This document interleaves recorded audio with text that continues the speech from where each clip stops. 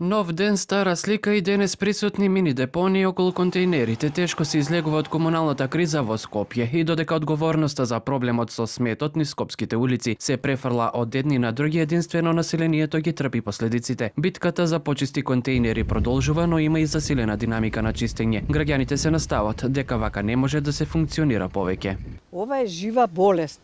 Ко прво е срамота ова што се случува. Мислам дека ова е смислено. Ова е дел од една игра, нас да не направат едноставно дека ние сме, да не го навредувам македонскиот народ и сите нели што живееме тука, дека сме малоумни. Граѓаните едноставно немаат шанса они да направат нешто. Институциите или фирмите задолжени што се за комуналниот отпад, за ѓубрето, надлежните институции и на крај тука треба и владата малку да направи некоја иницијатива пред школите и пред градинките, нонстоп се вакви ѓубришта купови. Еве гледам го собираат. Никој пат вака не било. Никој пат.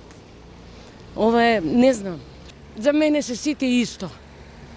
Само да не водат на прав пат. Актуелниот градоначалник на општина Кисела Вода и кандидат за градоначалник на град Скопје, Орце Ѓорѓиевски, во објава на социјалните платформи вели дека нема да дозволат да се загрози здравјето на граѓаните поради нефункционалноста на предпријатието. Рано од утринава со средување на состојбите поврзани со нефункционалноста на комунална хигиена овде во Кисела Вода, во мојата општина, каде што зад нас се наоѓа една од микролокациите со контејнери која што е практично претворена во мини депонија. Цел изминат период заеднички со наши сили, но и со општествено одговорни компании, вака реагираме бидејќи комунална хигиена не ја работи својата работа. Градоначалничката на Скопје Данела Арсовска смета дека Министерството за внатрешни работи требало да влезе кај градскиот совет бидејќи не бил разрешен управниот одбор во комунална хигиена. Функционирањето на секој директор се базира врз одлуките донесени на управен одбор и тој единствено може да спроведува тоа што тие ќе го изгласаат. Кој директор и да е поставен е блокиран и зависен од нивните одлуки. Ниту еднаш Советот на град Скопје не презема мерки за да се обезбедат услови за напречено работење на комунална хигиена Скопје, како што упатува законот, да го разреши управниот одбор, како што упатува законот, да го разреши надзорниот одбор, промени на организацијата на комунална хигиена Скопје.